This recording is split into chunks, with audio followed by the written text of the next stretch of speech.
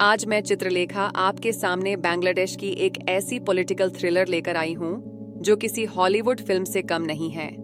केंद्र में है नोबेल लॉरिएट मोहम्मद यूनुस, जो बांग्लादेश को नॉर्मैलिटी में वापस लाने के बजाय इसे और भी गहरे संकट में धकेल रहे हैं। पिछले बुधवार को बांग्लादेश के आर्मी चीफ जनरल वेकर उज जमान ने एक दुर्लभ प्रेस स्टेटमेंट दी। उन्होंने साफ कहा, बांग्लादेश को राजनीतिक स्थिरता चाहिए। यह केवल एक निर्वाचित सरकार से संभव है, किसी अनिर्वाचित निर्णयकर्ता से नहीं। सेना देश की रक्षा के लिए है, पोलिसिंग के लिए नहीं। चुनाव के बाद हमें बैरकों में वापस जाना चाहिए। आर्मी चीफ ने स्पष्ट रूप से कहा कि दिसंबर 2025 तक चुनाव होने चाहिए, और यह सिर्फ उनकी बात नहीं है। 8 राजनीतिक पार्टियों ने मोहम्मद यूनुस से संपर्क किया है। सभी इस साल के अंत तक चुनाव चाहती हैं, जिसमें देश की सबसे बड़ी राजनीतिक पार्टी बीएनपी भी शामिल है। लेकिन मोहम्मद यूनुस बिल्कुल नहीं मान रहे।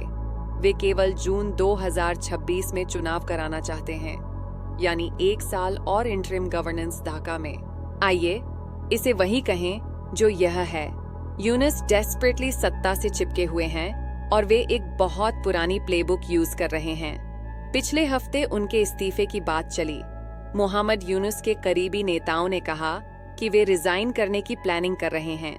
कहा गया कि वे सारी केओस के बीच काम नहीं कर पा रहे। यह पुरानी चाल है, इस्तीफे की धमकी देकर अपने समर्थकों को रैली करना। यही उन्होंने किया। फिर शनिवार को उन्होंने एडवाइजरी काउंसिल की मीटिंग बुलाई। उस मीटिंग से 2 बातें साफ हुईं। पहली, यूनुस तथाकथित फॉरेन कॉन्स्पिरेसीज को ब्लेम कर रहे हैं। यह इंडिया का साफ रेफरेंस है। उनका मानना है कि इंडिया और शेख हसीना ढाका में ट्रबल कर रहे हैं। दूसरी बात, वे कॉन्सिक्वेंसेस की धमकी दे रहे हैं। मैं चित्रलेखा मानती हूं कि यह क्लासिक केस है जब कोई व्यक्ति अस्थायी सत्ता को परमानेंट बनाने की कोशिश करता है। डेमोक्रेसी के नाम पर इसकी हत्या हो रही है। सत्यमेव जयते।